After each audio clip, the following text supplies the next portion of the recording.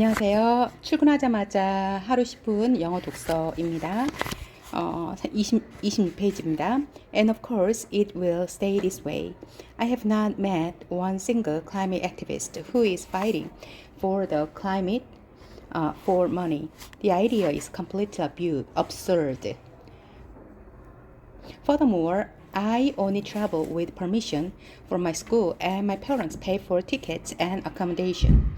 My family has written a book together about our family and how I and my sister, Bira, have influenced my parents' way of thinking and seeing the world, especially when it comes to the climate, and about our diagnosis.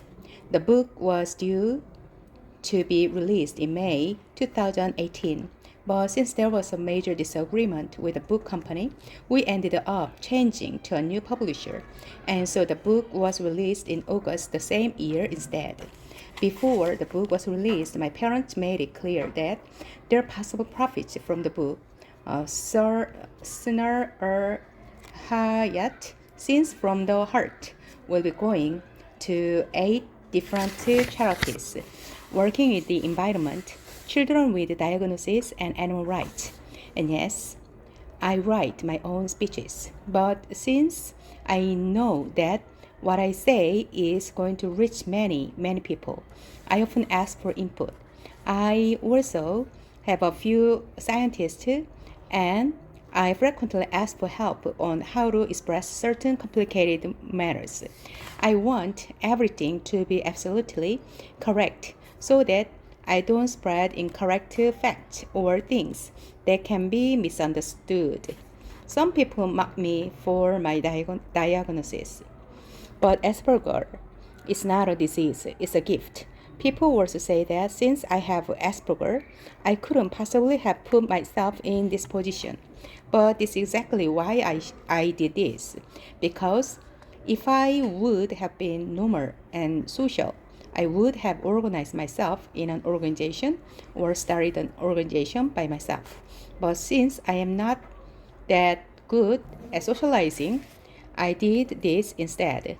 I was so frustrated that nothing was being done about climate crisis, and I felt like I had to do something, anything, and sometimes not doing things, just like just sitting down outside the parliament speaks much louder than doing things, just like a whisper sometimes is louder than shouting.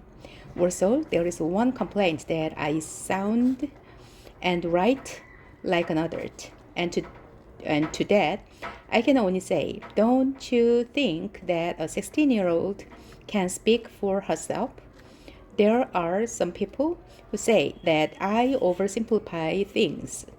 For example, when I say that the climate crisis is a black and white issue, we need to stop the emissions of greenhouse gases, and I want you to panic. But that I only say because it's true.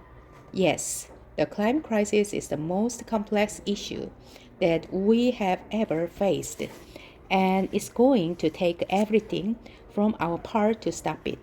But the solution is black and white. We need to stop the emissions of greenhouse gases because either we limit the warnings to 1.5 Celsius degree over pre-industrial levels or we don't. Either we reach a tipping point where we start chain reaction with events way beyond human control or we don't. Either we go on as a civilization, but we don't. There are no gray areas when it comes to survival. And when I say that I want you to panic, I mean that we need to treat the crisis as a crisis. When your house is on fire, you don't sit down and talk about how nice you can rebuild it once you put out the fire. If your house is on fire, you run outside and make sure that everything is out while you call the fire department. That requires while you call the fire department, that requires some level of panic. There is one other argument that I cannot do anything about, and that is the fact that I am just a child and we shouldn't be listening to children. But that is easily fixed. Just start to listen to the rock solid science instead. But if anyone listened to the scientists and the facts that I constantly refer to, then no one would have to listen to me or any of the other hundreds of thousands of school children on strike for the climate across the world. Then we could all go back to school. I am just a messenger, and yet I get all this hate. I am not saying anything new. I am just saying what scientists have repeatedly said for decades. And I agree with you. I am too young to do this. We children don't have to do this. But since almost no one is doing anything, and our very future is at risk, we feel like we have to continue. And if you have any other concern or doubt about me, then you can listen to my TED Talk, in which I talk about how my interest for the climate and environment began. And thank you everyone for your kind support. It brings me hope. Page 32. You are acting like spoiled, irresponsible children. European Economic and Social Committee. Civil Society for our Renaissance, Brussels, February 21st, 2019. My name is Greta Thunberg. I'm a climate activist from Sweden, and today in this room there are also, if you can come up, Anuna, Adelaide, Kyra, Gilles, Doris, Tune, and Lucia. Tens of thousands of children or schools are striking for the climate on the streets of Brussels. Hundreds of thousands are doing the same all over the world. We are school striking because we have done our homework, and some of us are here today. People always tell us that we are so hopeful. They are hopeful that the young people are going to save the world, but we are not. There is simply not enough time to wait for us to grow up and become the ones in charge. Because by the year 2020, we need to have bended the emissions curve steep downward. This is next year. We know that most politicians don't want to talk to us. Good. We don't want to talk to them either. We want them to talk to the scientists instead. Listen to them because we are just repeating what they are saying and have been saying for decades. We want you to follow the Paris Agreement and IPCC reports. We don't have any other manifestos or demands. You unite behind the science. That is our demand. When many politicians talk about the school strike for the climate, they talk about almost anything except for the climate crisis. Many people are trying to make the school strikes a question of whether we are promoting truancy, or whether we should go back to school or not. They make up all sorts of conspiracies and call us a puppets who cannot think for ourselves. They are desperately trying to remove the focus from the climate crisis and change the subject. They don't want to talk about it because they know they cannot win this fight, because they know they haven't done their homework, but they have. Once you have done your homework, you realize that we need new politics. We need new economics, where everything is based on a rapidly declining and extremely limited remaining carbon budget. But that is not enough. We need a whole new way of thinking. The political system that you have created is all about competition. You cheat when you can, because all that matters is to win, to get power. That must come to an end. We must stop competing with each other. We need to cooperate and work together and to share the resources of the planet in a fair way. We need to start living within the planetary boundaries, focus on equity, and take a few steps back for the sake of all living species. We need to protect the biosphere, the air, the oceans, the soil, the forest. This may sound very naive, but if you have done your homework, then you know that we don't have any other choice. We need to focus every inch of our being on climate change. Because if we fail to do, then all our achievement and progress have been for nothing, and all that will remain a political leader's legacy will be the greatest failure of human history, and they will be remembered as the greatest villains of all time, because they have chosen not to listen and not to act. But this does not have to be. There is still time. According to the IPCC report, we are about 11 years away from being in a position where we set off an irreversible chain reaction beyond human control.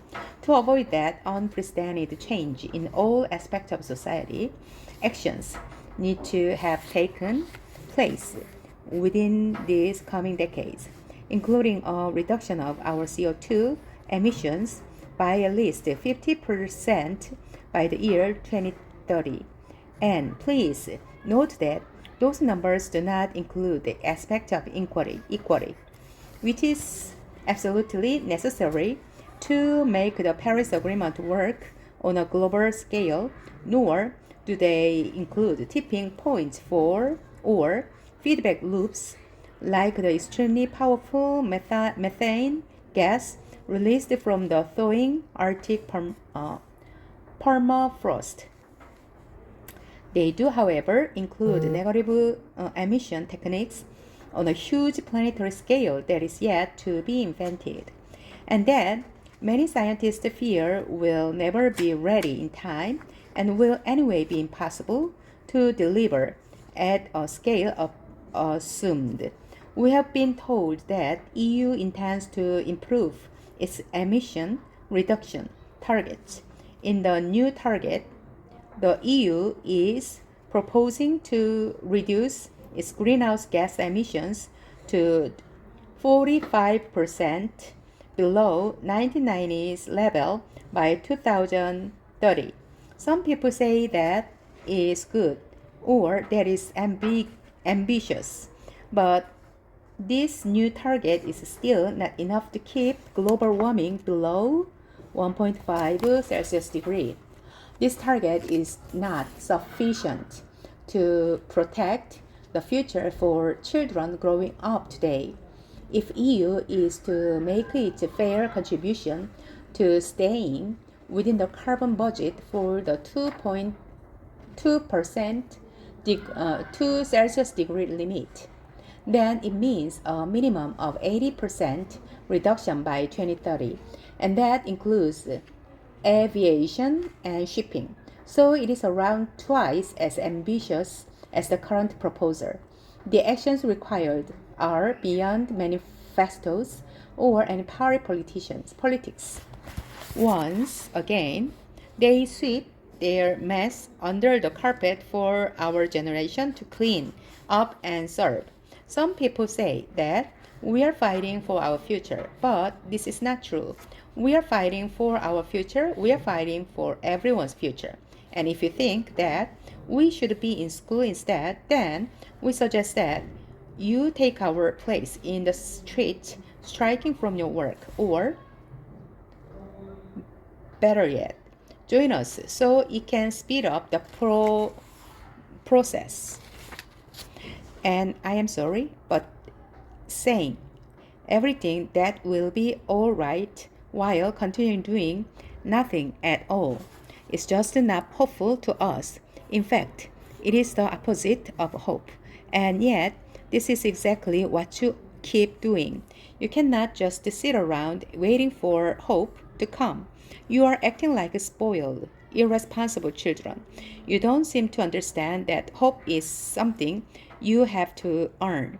And if you still say that we are wasting valuable lesson time, then let me remind you that our political leaders have wasted decades through denial and inaction. And since our time is running out, we have decided to take action. We have started to clean up your mess, and we will not stop until we are done. A Strange World. Golden Camera Film and TV Awards, Berlin, March 30, 2019.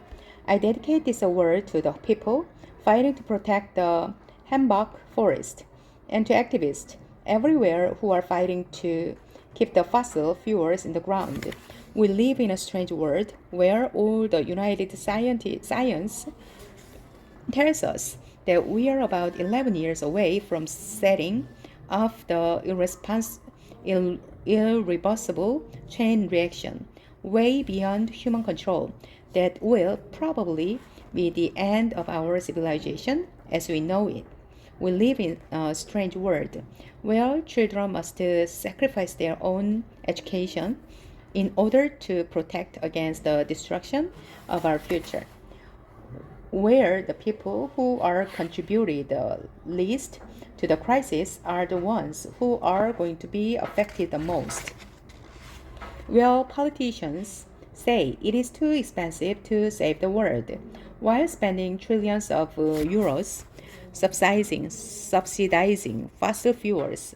We live in a strange world where no one dares to look beyond our current political systems, even though it is clear that the answers we seek will not be found within the politics of today, where some people seem to be more concerned about the presence in schools of some children than the future of humankind, where everyone can choose their own reality and buy their own truths, where our survival is depending on a small, rapidly disappearing carbon budget, and where anyone even knows that it exists.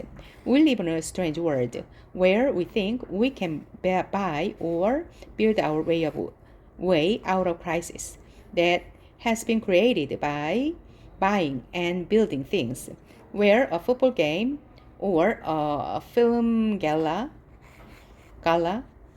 gets more media attention than the biggest crisis humanity has ever faced, where celebrities, film, and pop stars who have stood up against all injustices will stand up for our environment and for climate justice, because that would inflict on their right to fly around the world visiting their favorite restaurant, beaches, and yoga retreats.